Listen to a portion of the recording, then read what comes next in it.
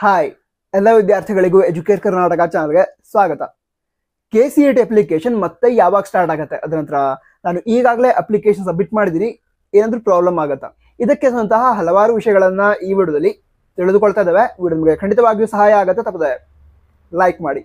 ಸರಿ, ಈಗ ವಿಷಯಗಳನ್ನ ತಿಳಿದುಕೊಳ್ತಾ ಹೋಗೋದಾದ್ರೆ, ವಿದ್ಯಾರ್ಥಿಗಳು ಈ ಟೈಮ್ ಏನಿದೆ ಜನವರಿ 13ರಿಂದ 17ರವರೆಗೆ, ಅಲ್ಲಿವರೆಗೆ ಅಂದ್ರೆ ಜನವರಿ 17ರವರೆಗೆ ವಿದ್ಯಾರ್ಥಿಗಳಿಗೆ ಹೊಸದಾಗಿ ಅಪ್ಲಿಕೇಶನ್ ಹಾಕೋದಕ್ಕೆ ಅವಕಾಶ ಇರೋದಿಲ್ಲ ಅಂತ ಹೇಳಿದ್ದಾರೆ. ಸೊ ಈ ಟೈಮ್ ಏನಿದೆ ಅದರಲ್ಲಿ ವಿದ್ಯಾರ್ಥಿಗಳು KCET ಅಪ್ಲಿಕೇಶನ್ಗೆ ಯಾವ್ಯಾವ ಡಾಕ್ಯುಮೆಂಟ್ಸ್ ಬೇಕಾಗುತ್ತೆ ಅದನ್ನ ರೆಡಿ ಮಾಡಿ ಇಟ್ಕೊಂಡ್ರಿ. ನಂತರ ಅಪ್ಲಿಕೇಶನ್ಗೆ ಯಾವ್ಯಾವ ಡಾಕ್ಯುಮೆಂಟ್ಸ್ ಬೇಕು ಅಂತ ವಿಡಿಯೋನ ಮಾಡಿದೀವಿ, ಚೆಕ್ ಮಾಡಿ.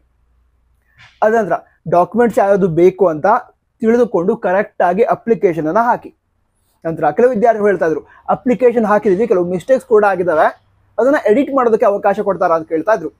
ಇದಕ್ಕೆ ಉತ್ತರ ತಿಳ್ಕೊಳ್ತಾ ಇದ್ರೆ, ನಮ್ಮ ಕರ್ನಾಟಕ ಎಕ್ಸಾಮಿನೇಷನ್ ಅಥಾರಿಟಿ ಅವರು ಪ್ರತಿ ವರ್ಷ ಈ ಅಪ್ಲಿಕೇಶನ್ ಅಲ್ಲಿ ಮಿಸ್ಟೇಕ್ ಮಾಡಿದಂತಹ ವಿದ್ಯಾರ್ಥಿಗಳು ಏನಿದ್ದಾರೆ ಅವರು ಆ ಮಿಸ್ಟೇಕ್ಸ್ ಅನ್ನ ಸರಿ ಮಾಡ್ಕೊಳ್ಳಿಕ್ಕೆ ಎಡಿಟ್ ಮಾಡೋದಕ್ಕೆ ಅವಕಾಶವನ್ನ ಕೊಡ್ತಿದ್ರು ಹಿಂದಿನ ವರ್ಷಗಳಲ್ಲೆಲ್ಲ.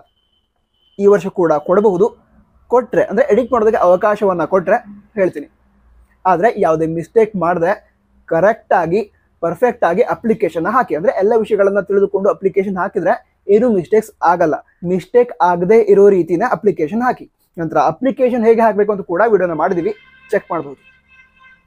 ಅದ ನಂತರ ಈಗಾಗಲೇ ಹೇಳಿದಲ್ವಾ, ಜನವರಿ 13ರಿಂದ ಜನವರಿ 17ರವರೆಗೆ ಅಪ್ಲಿಕೇಶನ್ ಹಾಕೋದಕ್ಕೆ ವಿದ್ಯಾರ್ಥಿಗಳಿಗೆ ಅವಕಾಶ ಇರೋದಿಲ್ಲ ಅಂತ ನಮ್ಮ KEದವರೇ ಅಫಿಷಿಯಲಿ ಹೇಳಿದ್ದಾರೆ. ಈಗ ಹೊಸದಾಗಿ ಮತ್ತೆ ಅಪ್ಲಿಕೇಶನ್ ಜನವರಿ 18ರಿಂದ ಸ್ಟಾರ್ಟ್ ಆಗಬಹುದು. ಈಗ ಈ 17ರವರೆಗೆ ಯಾಕೆ ಅವಕಾಶ ಇರೋದಿಲ್ಲ ಅಂತ ಹೇಳಿದಾರೆ ಅಂತ ಹೇಳಿದ್ರೆ, ಈ ವೆಬ್ಸೈಟ್ ಎದುರು ಕೆಲವು ಅಪ್ಡೇಟ್ ಅನ್ನ ಮಾಡ್ತಾ ಇದ್ದಾರೆ ವಿದ್ಯಾರ್ಥಿಗಳಿಗೆ ಈಸಿ ಆಗಲಿ ಅಂತ. ಸೊ ಆ ಅಪ್ಡೇಟ್ ಮಾಡಿ ಜನವರಿ 17ರ ಒಳಗಡೆ ಮುಗಿದ್ರೆ ಜನವರಿ 18ರಿಂದ ಅಪ್ಲಿಕೇಶನ್ ಸ್ಟಾರ್ಟ್ ಮಾಡಬಹುದು. ಅದೇ ಅಪ್ಡೇಟ್ ಮಾಡೋದಕ್ಕೆ ಮತ್ತೆ ಸ್ವಲ್ಪ ಟೈಮ್ ತೆಗೆದುಕೊಂಡ್ರೆ, ಮತ್ತೊಂದು 2 ಡೇಸ್ ಟೈಮ್ ತೆಗೆದುಕೊಳ್ತು ಅಂತ ಹೇಳಿದ್ರೆ, ಅಂತಹ ಸಂದರ್ಭದಲ್ಲಿ ಮತ್ತೆ ಒಂದು 2 ಡೇಸ್ ಲೇಟ್ ಆಗಿ ಅಪ್ಲಿಕೇಶನ್ ಸ್ಟಾರ್ಟ್ ಆಗಬಹುದು. ಟೆನ್ಷನ್ ಮಾಡ್ಕೊಳ್ಳೋ ಅವಶ್ಯಕತೆ ಏನೂ ಇಲ್ಲ. ಅಂದ್ರೆ ಹೊಸದಾಗಿ ಬಂದಿರುವಂತಹ ಅಪ್ಡೇಟ್ಸ್ ಅನ್ನ ತಿಳಿಸ್ತೀವಿ. ಅಂದ್ರೆ ಅಪ್ಲಿಕೇಶನ್ ಸ್ಟಾರ್ಟ್ ಆದ ಕೂಡಲೇ ಆದಷ್ಟು ಬೇಗ ಹೇಳ್ತೀವಿ. ಸೊ ಸಬ್ಸ್ಕ್ರೈಬ್ ಮಾಡಿ, ಟೆನ್ಷನ್ ಮಾಡ್ಕೊಳ್ಳೋ ಅವಶ್ಯಕತೆ ಇಲ್ಲ. ಆದ ನಂತರ ಹಲವಾರು ವಿದ್ಯಾರ್ಥಿಗಳು ನಾವು ಆಲ್ರೆಡಿ ಅಪ್ಲಿಕೇಶನ್ ಹಾಕಿದೀವಿ, ಈಗ ಈ ಅಪ್ಲಿಕೇಶನ್ ಅನ್ನ ಸ್ಟಾಪ್ ಮಾಡಿದ್ರಲ್ವಾ ಕೆಲವು ದಿನಗಳ ಮಟ್ಟಿಗೆ, ಇದರಿಂದ ಏನಾದ್ರು ಪ್ರಾಬ್ಲಮ್ ಆಗತ್ತಾ? ಅಪ್ಲಿಕೇಶನ್ ಹಾಕ್ಬಿಟ್ಟಿದೀವಿ ಅಂತ ಕೇಳ್ತಾ ಇದ್ರು. ಏನೂ ಪ್ರಾಬ್ಲಮ್ ಆಗಲ್ಲ. ಈಗ ನಮ್ಮ KEದವರು ಹೊಸದಾಗಿ ಅಪ್ಲಿಕೇಶನ್ ಮತ್ತೆ ಏನು ಸ್ಟಾರ್ಟ್ ಮಾಡ್ತಾರೆ, ಆ ಸಂದರ್ಭದಲ್ಲಿ ನೀವು ಆಲ್ರೆಡಿ ಏನು ಅಪ್ಲಿಕೇಶನ್ ಹಾಕಿದಿರಾ ಅದೇ ನಡೆಯುತ್ತೆ, ಮತ್ತೆ ಅಪ್ಲೈ ಮಾಡೋ ಅವಶ್ಯಕತೆ ಇಲ್ಲ ಅಂತ ಹೇಳಿದ್ರಂತೂ ಏನೂ ಪ್ರಾಬ್ಲಮ್ ಇಲ್ಲ. ಅಕಸ್ಮಾತ್ಗೆ ಮತ್ತೆ ಅಪ್ಲಿಕೇಶನ್ ಹಾಕಬೇಕು ಅಂತ ಹೇಳಿದ್ರೆ ಆ ಸಂದರ್ಭದಲ್ಲೂ ಕೂಡ ಏನೂ ಪ್ರಾಬ್ಲಮ್ ಆಗಲ್ಲ. ಅಂದ್ರೆ ನಿಮ್ಮ ಎಕ್ಸಾಮ್ಗೆ ಏನೂ ಪ್ರಾಬ್ಲಮ್ ಆಗಲ್ಲ, ನೀವು ಎಕ್ಸಾಮ್ ಅನ್ನ ಬರೀಬಹುದು. ನಂತರ ವಿದ್ಯಾರ್ಥಿಗಳು ಮತ್ತೊಂದು ಪ್ರಶ್ನೆ ಕೂಡ ಕೇಳಿದ್ರು. ಈಗ KCET ಅಪ್ಲಿಕೇಶನ್ ಏನಿರುತ್ತೆ ಅದರಲ್ಲಿ PCB ಅಥವಾ PCM ಈ ರೀತಿ ಸಬ್ಜೆಕ್ಟ್ಗಳನ್ನ ಸೆಲೆಕ್ಟ್ ಮಾಡೋದಕ್ಕೆ ಆಪ್ಷನ್ ಇರುತ್ತೆ ಅಂತ ಕೇಳಿದ್ರು. ಸಬ್ಜೆಕ್ಟ್ ಸೆಲೆಕ್ಟ್ ಮಾಡೋದಕ್ಕೆ ಆಪ್ಷನ್ ಇರಲ್ಲ.